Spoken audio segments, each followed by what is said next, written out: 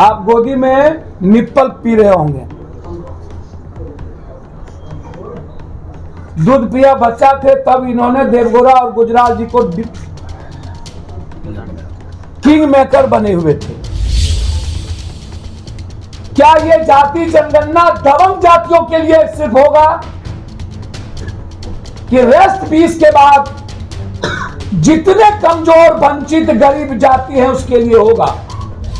और ये जाति की समझ कब आई?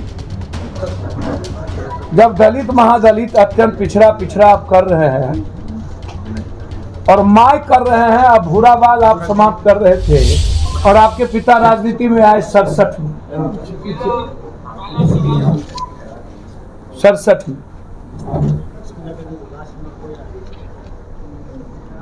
तो पहले आप ये बताइए कि आपके पिता के लिए बेटा ही जाति है कि उस जाति का वर्कर भी जाति है? आप लोग तो उसी जाति के लोगों को, शिव बच्चन को कि बीजेपी में चला गया, दानापुर का था जिसको मारा, फिर एमएलसी को मारे,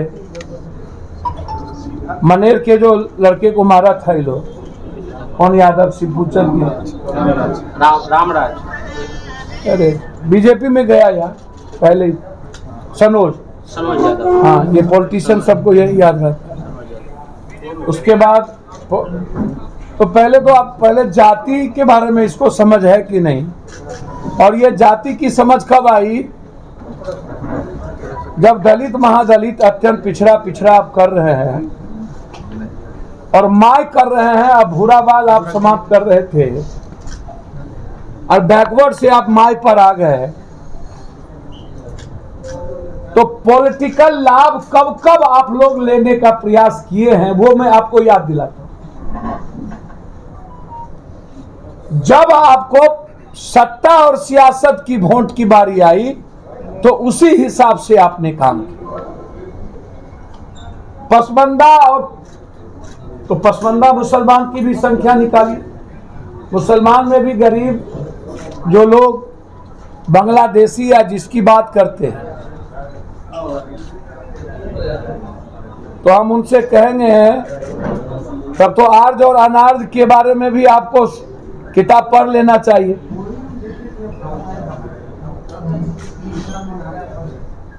मेरा इसीलिए पहला सवाल विपक्ष से है कि जो यह कहते हैं कि हमने, तो आप 2 मुख्यमंत्री 1 डिप्टी सीएम रहे, आप गोदी में निप्पल पी रहे होंगे। दूध पिया बच्चा थे तब इन्होंने देवगोरा और गुजराल जी को किंग मेकर बने हुए थे और फिर कांग्रेस के साथ इन्होंने 10 साल मिनिस्टर रहा। तो ऐसी कौन सी मजबूरी थी कि आपने सभी जाति को दरकिनार कर गाली दी और माय पर आ गए? और वर्तमान सरकार जो बीजेपी की है, ऐसी क्या जरूरत पड़ी कि अत्यंत पिछड़ा पसमंदा गैर पसमंदा हुआ? अगरा में अत्यंत अगरा और पूर्ण अगरा नहीं हुआ, अदलित महादलित हुआ। तो मनसा कभी भी न तो बीजेपी की गवर्नमेंट की और न ही विपक्ष को जो युवराज है, जिनको न तो किसी कखरा का पता न किताब का पता, वह जाति इन लोगों के नजर में जो दबंग जाति है वही जाति है। 286 में 20 जाति ही अभी तक भारत में और बिहार में 286 जाति है, मात्र 20 जाति को बेनिफिट मिला, मात्र 20। रेस्ट का क्या हुआ?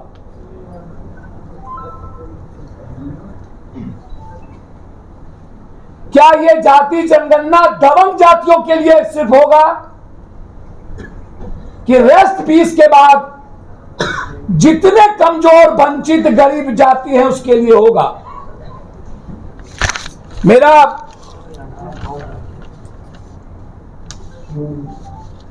मैं अरे नीतीश कुमार बहुत शुरू से कह रहे हैं कि जाति जनगणना कराना चाहिए।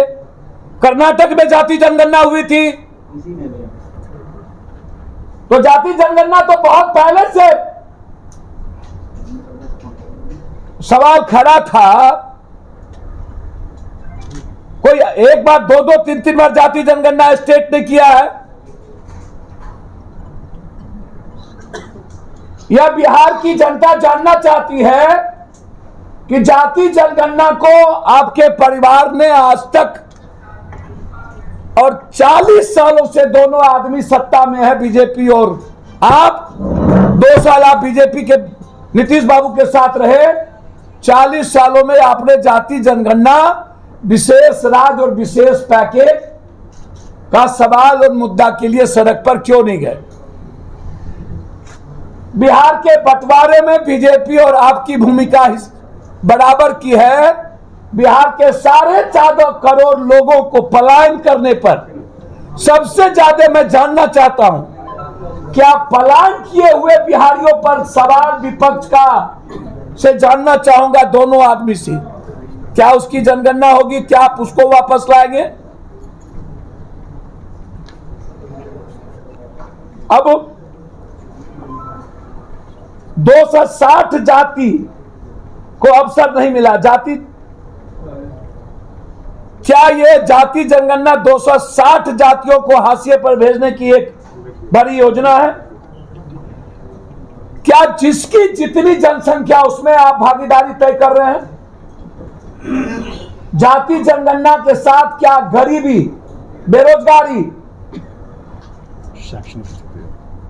हेल्थ और शैक्षणिक रूप से भी क्या आप ये तय करेंगे कि किसको मिला, किसको नहीं मिला, कौन अनटचेबल है? ये क्या जाति जनगणना के बाद वर्चस्ववादी जाति जो 6-7 जो है उन्हीं की भूमिका होगी? क्या यह इस्तेमाल करने के लिए जाति जनगणना पर लगातार पॉलिटिकल इवेंट्स? राज्य सरकार एक श्वेत पत्र लाए विधानसभा में कि किन जातियों को नौकरी, विधायिका आदि में अवसर नहीं मिला। मैं मांग करता हूं राज्य सरकार से, जाति जनगणना के पहले जिस जाति को आर्थिक, शैक्षणिक, रोजगार और राजनीतिक में सम्मान नहीं मिला है, पहले उसकी श्वेत पत्र जारी करें।